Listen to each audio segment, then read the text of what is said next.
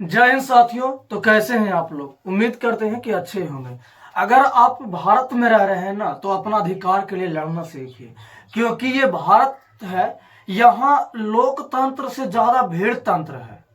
अगर जो आप भारत में रह रहे हैं तो आप खड़े खड़े मुजरिम हो सकते हैं। जिस तरीका से विश्व का सबसे प्रसिद्ध हिमालय पर्वत अरावली, सिर्फ वो खड़े खड़े ही उसे सुप्रीम कोर्ट ने उसे मुजरिम घोषित कर दिया। यानी वो अरावली जो है वो कटने जा रहा है, और उसे कटने से क्या नुकसान होगा, क्या फायदा होगा, ये तीनों, ये जो देख रहे हैं ना, इससे किसी को भी प्रभावित नहीं कर। ये तीन एक आप समझते ही होंगे। ए से हो गया अमित शाह, अडानी, और एगो होता है आम आदमी पार्टी, जिसको कहते हैं भाजपा का नेता सबसे नरेंद्र मोदी। ये तीन एक का मतलब ही होता है दोस्तों, ये जब तक तीनों रहेंगे तब तक किसी न किसी बहाने से लोगों को लूटते रहेंगे। जिन लोगों पर आप लोग विश्वास किए हैं ना, उन्हीं लोग घात करते हैं लोग। क्योंकि ये जो अमित शाह हुए और अडानी हुए और नरेंद्र मोदी जी होलखिन, आम आदमी पार्टी जो भी कह रहा है, नरेंद्र मोदी जो है, डायरेक्ट यहां पर एम ही लिख देता हूं, जो भी आप देख रहे हैं, क्योंकि सुप्रीम कोर्ट पहले भी था, अभी भी था, लेकिन आज तक अरावली पर किसी भी तरह से विद्रोह होने के, किसी भी उसे कटने की, अति करने की कोई भी बात नहीं चला। लेकिन बेचारा क्या जाने, जो अरावली है, जो विश्व की सबसे ऊंची मानी जाती है, सबसे पुरानी मानी जाती है, अरावली की सबसे ऊंची चोटी है गुरु शिखर, जो 1722 मीटर ऊंचा है। उन्हें काटे जाने के लिए सुप्रीम कोर्ट ने आदेश दे दिया। बेचारा क्या किसी का बिगड़ा था, वो जहां तक भारत का रक्षा कर रहा था। अगर जो आज अरावली कट जाती है, उसके बोला गया कि 100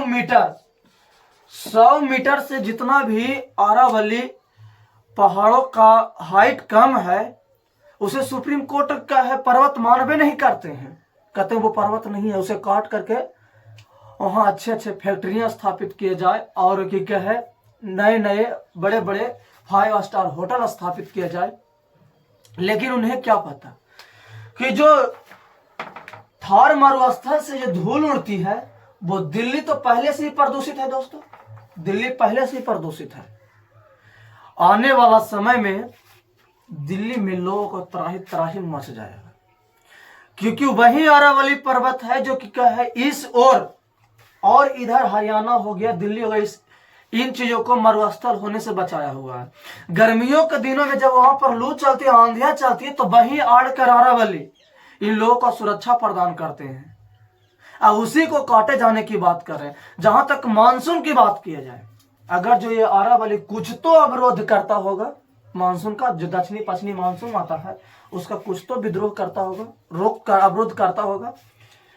उतना करने के बाद भी उत्तराखंड का आप हाल देखते करते होंगे, अस्त व्यस्त कर देता है। अगर जो वो नहीं रहेगा तो क्या होगा उत्तराखंड का, ये आप भी अनुमान नहीं लगा पाइएगा। इसीलिए न अरावली को लेकर एक आंदोलन वहां का स्थानीय लोगों ने कर रहे हैं। ये करना जायज है, क्योंकि वहां पर से लाखों पशु पक्षियों का घर उजड़ जाएगा, पर्यावरण प्रदूषित होगा। यहाँ तक थार मरुस्थल से जोड़ने वाली धूल होती है, वो जाकर हिमालय पर्वत जो यहाँ पर स्थित है, हिमालय पर्वत पर जाकर चिपक जाएगी, और एक बार जब बालू गर्म हो जाता है तो ठंड होने में समय लगता है, जिसके कारण बर्फ पिघल जाएगी।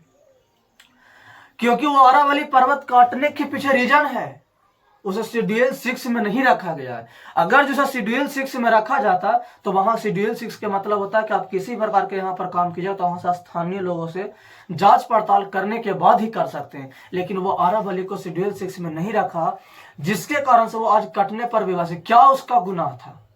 अरावली पर्वत का क्या गुनाह है?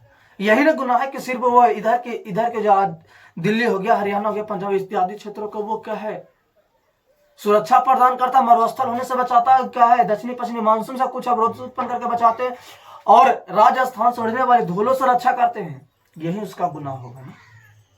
बाकी आपकी क्या दोस्तों, इस आंदोलन में आप लोग चढ़ बढ़कर भाग लीजिए।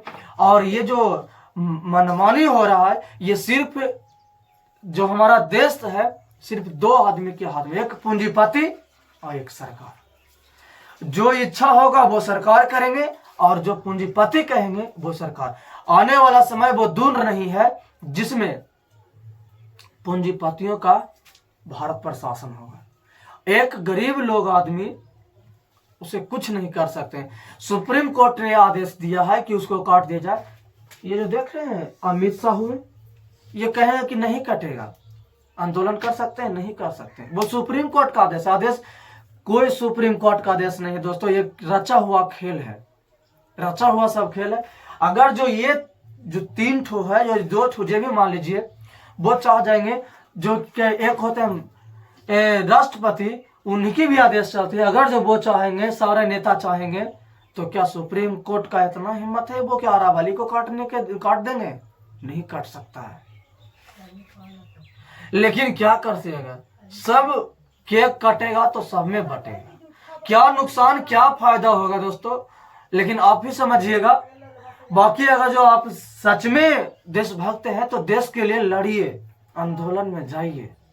उसके निकट के जो लोग हैं, जो लोग जिन्हें संभव हो पाता वो भी जाइए और जाकर इसके लिए आंदोलन के, जिस तरीका से नर्मदा बचाओ आंदोलन किए थे, इसी तरीका से ये भी आंदोलन बेहद जरूरी है लोगों को।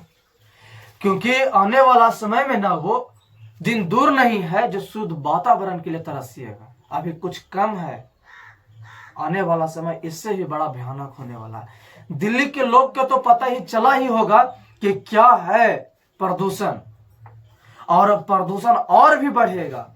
जब अरावली कट जाएगी ना तो और भी बढ़ेगा।